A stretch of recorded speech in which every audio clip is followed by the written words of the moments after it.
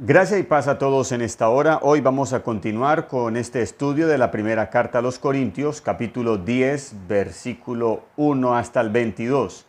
Pero antes de iniciar, quiero invitarlo para que nos escriba desde donde nos escucha, desde donde reporta audiencia de este canal. Y si tienes alguna pregunta, alguna inquietud sobre algún pasaje en particular, queremos crear una lista de reproducción basada en preguntas y respuestas para tener allí esta lista de reproducción. Así que te animamos para que nos escribas. Bien, vamos a mirar hoy amonestaciones contra la presunción. Capítulo 10, versículo 1 al 22 de 1 Corintios. Nuevamente debemos recordar el contexto de nuestro pasaje a considerar hoy, pero hoy vamos a hacerlo respondiendo tres preguntas. ¿Cuál es el tema? ¿Cuál es la causa? ¿Y para quiénes en particular? Primero, ¿cuál es el tema? El tema es acerca de lo sacrificado a los ídolos. Este tema comprende desde el capítulo 8 hasta el capítulo 10. La segunda pregunta es, ¿cuál es la causa de este tema? Los débiles en la fe estaban siendo estimulados a pecar por causa de los fuertes en la fe o los que tenían conocimiento en la iglesia, comiendo de lo sacrificado a los ídolos. Y la tercera pregunta es, ¿para quiénes en particular? Bueno, allí en la segunda pregunta podemos ver para quiénes en particular es.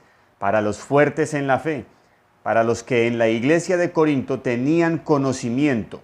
Para ellos son estas amonestaciones. Primero vamos a mirar los versículos clave de este capítulo 10, versículo 1 al 22. Y vamos a mirar el versículo 1. Porque no quiero, hermanos, que ignoréis que nuestros padres todos estuvieron bajo la nube y todos pasaron el mar. Esto es lo primero que Pablo quiere, que la iglesia no ignore este ejemplo. Versículo 5 dice, pero de los más de ellos no se agradó Dios, por lo cual quedaron postrados en el desierto. Versículo 6. Mas estas cosas sucedieron como ejemplos para nosotros, para que no codiciemos cosas malas como ellos codiciaron. Versículo 11. Y estas cosas les acontecieron como ejemplo y están escritas para amonestarnos a nosotros, a quienes han alcanzado los fines de los siglos. Versículo 14. Por tanto, amados míos, huid de la idolatría. Estos son los versículos clave para entender este contexto. El versículo 14, Pablo finaliza como especie de conclusión, por tanto, o como conclusión, amados míos, huid de la idolatría. ¿De cuál idolatría? El versículo 18 al 21 nos dice, mirad a Israel según la carne. Los que comen de los sacrificios no son partícipes del altar. Esta es una pregunta retórica que tiene una respuesta lógica y la respuesta es sí. Versículo 19. ¿Qué digo pues? ¿Que el ídolo es algo o que sea algo lo que se sacrifica a los ídolos? La respuesta es no. Versículo 20. Antes digo que lo que los gentiles sacrifican, a los demonios lo sacrifican y no a Dios. Y no quiero que vosotros os hagáis partícipes con los demonios. No podéis beber la copa del Señor y la copa de los demonios. No podéis participar de la mesa del Señor y de la mesa de los demonios. Así que de esta idolatría es la que Pablo está haciendo referencia. Y recordamos, esto está siendo dirigido a los fuertes en la fe, a los que tenían conocimiento. Los fuertes en la fe tenían el conocimiento claro de que un ídolo no era nada, menos las viandas o los alimentos que se sacrificaban a esos ídolos. Ellos lo tenían claro, ellos lo entendían. Pero los creyentes que tenían este conocimiento estaban abusando. Ellos eran invitados por amigos no creyentes a algunos banquetes que se celebraban en los templos paganos, luego de haber sido sacrificados. Y estos creyentes estaban participando del sacrificio mismo como tal. no solamente estaban participando de los alimentos, sino que estaban participando del sacrificio que se estaba realizando. Por eso Pablo pregunta en el versículo 18, ¿los que comen de los sacrificios no son partícipes del altar? Y luego el versículo 20, lo que los gentiles sacrifican, a los demonios los sacrifican y no a Dios.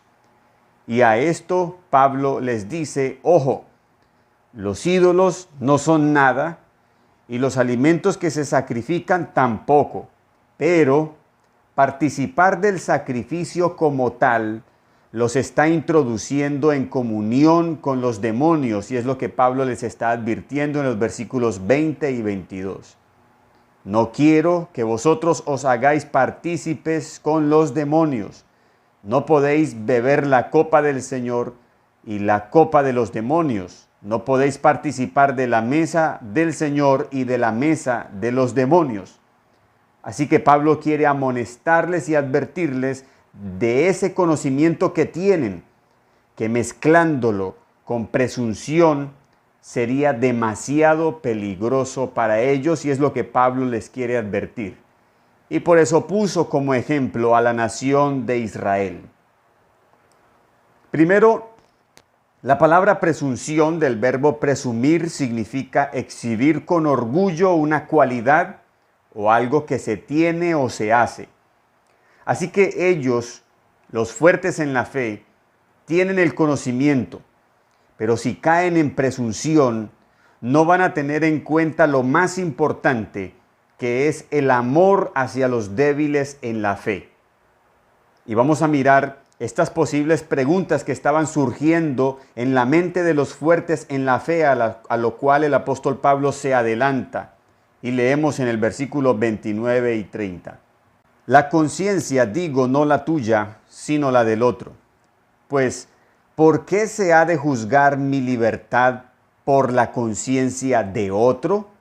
Y si yo con agradecimiento participo, ¿por qué he de ser censurado por aquello de que doy gracias? Así que estas son las posibles preguntas que estaban surgiendo en los fuertes. Yo tengo conocimiento.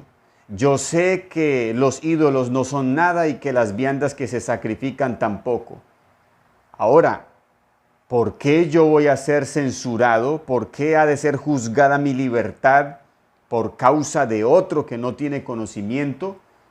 Y pudiera este creyente caer en la presunción y decir, yo no tengo nada que ver entonces en ese asunto. Allá el que no entiende que esto no es malo. Por lo tanto, yo seguiré haciendo lo mismo sabiendo que esto es algo que no es malo, que no es pecaminoso como tal. No solamente estaban pecando de esa manera, incitando a los hermanos débiles a pecar, sino que luego estaban abusando también porque ya iban mucho más allá de alimentarse. Estaban participando del sacrificio como tal que se estaba realizando en los templos paganos. Así que Pablo les advierte fuertemente a ellos sobre esto. Lo primero que Pablo les dice con mucho énfasis es sobre los privilegios que tuvieron todos los israelitas. Y vamos a leer desde el versículo 1 al 4. Porque no quiero, hermanos, que ignoréis que nuestros padres todos estuvieron bajo la nube y todos pasaron el mar. Y todos en Moisés fueron bautizados en la nube y en el mar. Y todos comieron el mismo alimento espiritual. Y todos bebieron la misma bebida espiritual, porque bebían de la roca espiritual que los seguía, y la roca era Cristo. Pablo hace un énfasis sobre la palabra todos. Todos los israelitas participaron de los privilegios cuando Dios los sacó de Egipto para llevarlos a la tierra prometida. Pero el versículo 5 dice Pablo, pero de los más de ellos no se agradó Dios, por lo cual quedaron postrados en el desierto. Y esto nos enseña que los privilegios no son garantía de aprobación en Dios. Y es lo que Pablo les está advirtiendo allí a los fuertes en la fe. Ellos tienen el conocimiento, ellos han aprendido, Pero esos privilegios de los que ellos están siendo partícipes no son garantía de aprobación en Dios. Recordamos las palabras del Señor Jesús en San Mateo capítulo 7, versículo 21 al 23. No todo el que me dice, Señor, Señor, entrará en el reino de los cielos, sino el que hace la voluntad de mi Padre que está en los cielos. Muchos me dirán en aquel día, Señor, Señor, ¿no profetizamos en tu nombre? Y en tu nombre echamos fuera demonios, y en tu nombre hicimos muchos milagros. Y entonces les declararé, nunca os conocí, apartaos de mí, hacedores de maldad. Claramente Cristo hace referencia a estos que en aquel día van a presentar delante del Señor los privilegios de los cuales ellos fueron partícipes. Echaron fuera demonios, hablaron nuevas lenguas, ellos hicieron milagros, sanaron enfermos, pero esos privilegios no son garantía de aprobación en Dios y por lo tanto el Señor les dirá, no los conozco, nunca los conocí. ¿Por qué? El Señor les dice, porque ustedes fueron hacedores de maldad. Ahora, vamos a mirar algunos versículos de lo que sucedió a Israel, porque aquí hay referencia de todo lo que sucedió a Israel y Pablo exhorta a los fuertes en la fe en la iglesia de Corinto a que miren a Israel según la carne. Así que vamos a considerar algunos textos y vamos a ir a Números capítulo 11, versículo 4 al 6. Y la gente extranjera que se mezcló con ellos tuvo un vivo deseo, y los hijos de Israel también volvieron a llorar y dijeron, ¿quién nos diera a comer carne? Nos acordamos del pescado que comíamos en Egipto de balde, de los pepinos, los melones, los puerros, las cebollas y los ajos. Y ahora nuestra alma se seca, pues nada sino este maná ven nuestros ojos. Y quiero resaltar aquí la expresión en el versículo 4 cuando dice, volvieron a llorar. O sea que ya habían llorado, exclamando, ¿quién nos diera a comer carne? Y posteriormente recuerdan cuando estaban en Egipto. Luego en Números capítulo 21, versículo 5, dice, y habló el pueblo contra Dios y contra Moisés. ¿Por qué nos hiciste subir de Egipto para que muramos en este desierto? Pues no hay pan ni agua y nuestra alma tiene fastidio de este pan tan liviano. Fue la expresión del pueblo. Y ahora ya no solo contra Moisés, sino contra Dios. Y nuevamente recordaron su estadía en Egipto y nuevamente repudiaron o rechazaron el alimento que Dios les estaba dando. Ahora vamos a mirar en Éxodo, capítulo 32, versículo 1.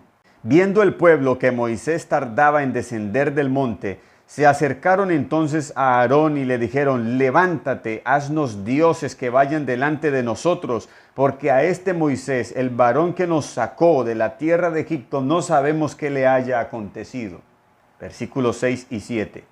Y al día siguiente madrugaron y ofrecieron holocaustos y presentaron ofrendas de paz, y se sentó el pueblo a comer y a beber y se levantó a regocijarse.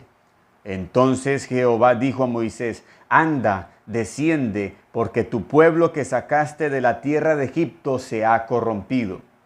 Versículo 9.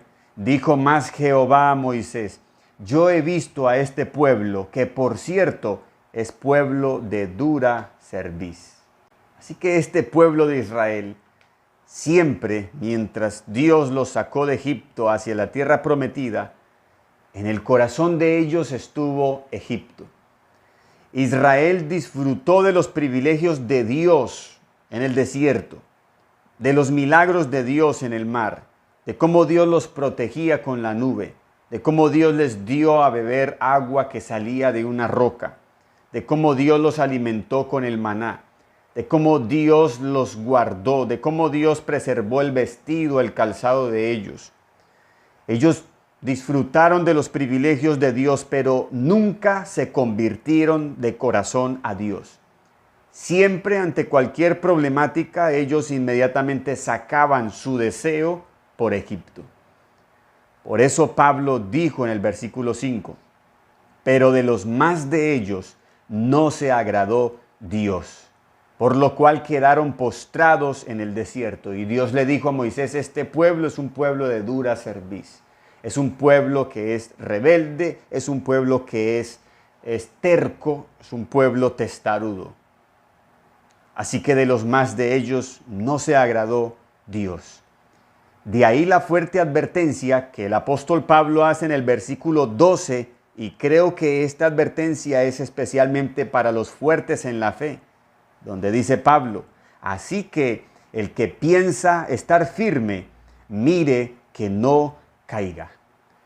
Pues claro, los fuertes en la fe eran los que consideraban firmeza espiritual porque tenían conocimiento en que los ídolos no eran nada y los alimentos que se sacrificaban tampoco, pero no estaban teniendo en cuenta lo más importante, que es el amor.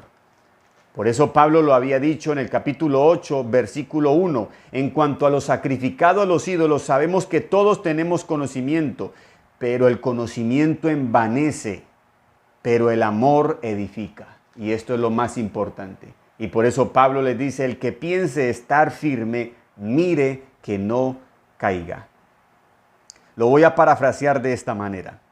Así que el que piensa estar firme por los privilegios y el conocimiento que tiene, mire que no caiga en desaprobación por no obedecer estas amonestaciones y lo más importante que es el amor de Dios hacia los hermanos.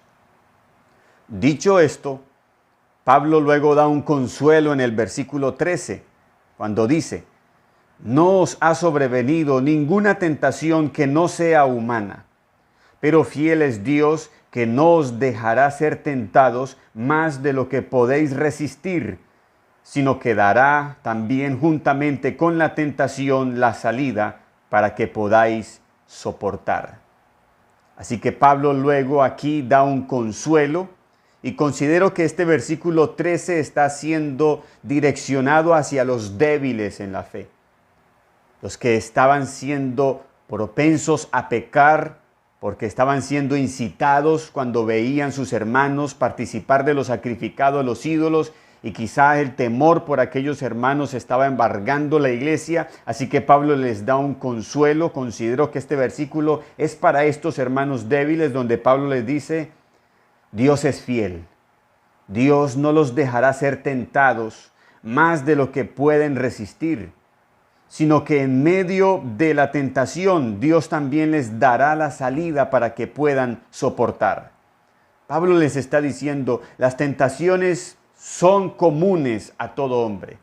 Las tentaciones pertenecen al género humano. No ha venido ninguna tentación que no sea humana, así que ustedes eso lo deben tener claro. Y lo otro que deben tener claro es que Dios es fiel, para que cuando estén en medio de la tentación, Dios les va a dar la salida para que puedan soportar. Esto es cierto, esto es real.